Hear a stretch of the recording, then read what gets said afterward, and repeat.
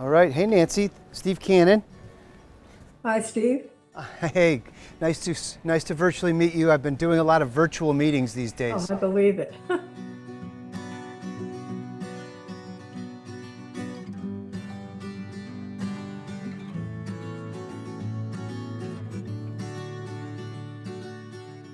So Nancy, first of all, can't thank you enough for joining us. Just have some quality conversations. Tell us a little bit about your service time. Well, I enlisted at 19 in the Naval Reserve when I was a junior in college.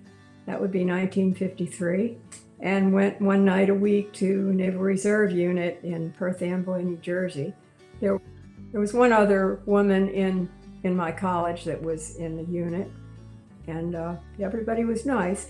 And I was in that unit for a year and a half. Then a few weeks after graduation, I received notice from the Navy that I was accepted for officer candidate school in Newport.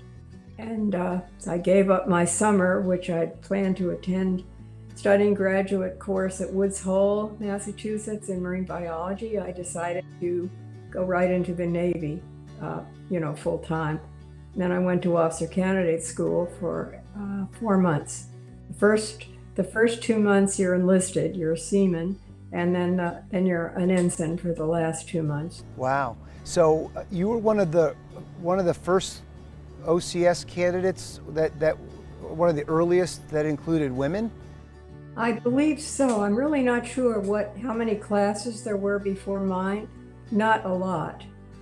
I know that. One thing that was unusual in the class was that there were two Navy chiefs, 2 women, and they were the first ones to attend OCS, I believe. So they were really guinea pigs for enlisted people, and they did really well. Wow. And did you find it was difficult in those early days where women, you were at kind of the trailblazer front end of this? What was your experience like? No, I had no problems at all. In fact, my chief petty officers were very supportive. They were really wonderful. I was transferred to a big naval air station, Quonset, Rhode Island, which was very lively, very exciting, and put on the Admiral's staff as his communications officer, which was quite intimidating at first. And they were almost all senior officers on the staff, career Navy, Annapolis. Many of them had been in World War II and decided to stay in. And they were very helpful. They were very kind to me, really, because I was, it was a big responsibility, but that's what the service does. They give young people a lot of responsibility, and you don't think you can do it, but you have to.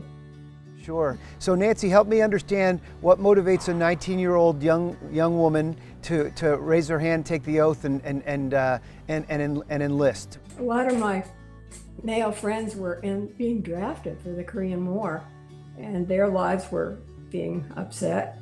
And I thought, it's not quite fair that just males have to do this, that females should be stepping up a little bit. And then a W.A.V.E recruiter came to my college, which was a women's college of Rutgers, and she was pretty inspiring.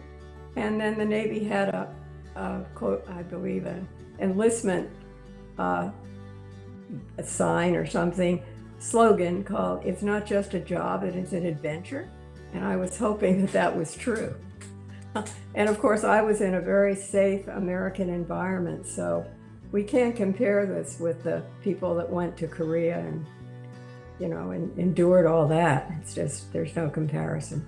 Service to our country tends to be a family affair, and certainly was a family affair for you.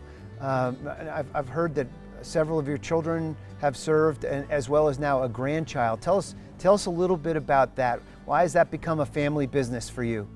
Well, first of all, my great uncle Michael was in the Navy for many years, ended up as a chief bosun's mate. And then my uncle Vinny, my dad's brother, was in World War II in the Army. And then I met my husband in the Navy, and our 3 children at one point or another were all in the military, the reserves mostly. And I, just was I guess I spoke very favorably being the Navy. My grandson, who is the newest member in the Navy, will be deploying on his submarine as an ensign in the next week or so. And I imagine it's very close living on a sub. There are many times he will say, my grandmother shouldn't have told me about this, that she served in a cushy job on an admiral staff, and here I am with really tight quarters. Hi, my name's Colin McGurk. I'm the grandson of Nancy Kenney. Hi, I'm Mark Kenney, Nancy's son. Hello, my name is Susan McGurk. I am the daughter of Ltjg Nancy Donahue and the late Lieutenant Jack Kenney, both naval officers during the 1950s. My parents raised me and my brothers with an appreciation for the dedication, sacrifices, and contributions of military service members. My brother, sister, and I joke that my mom has always been one of the Navy's best recruiters. Her enthusiasm definitely motivated me to join the Naval Reserves and complete several mobilizations. I knew early on that I wanted to join the Navy, mainly just because the conversations my grandmother and I used to have, and just hearing her stories of her time in the Navy, especially when it was such a unique thing for women to be part of the Naval Officer Corps. She's a wonderful mother and grandmother and a great American. And really it makes me proud to say that she is my grandmother, and to know someone that has such amazing life experiences has been really impactful on my life. Wow, multi-generational commitment to the service of our country. That's something that you're probably pretty proud of. Yeah, I choke up when I hear Anchors Aweigh.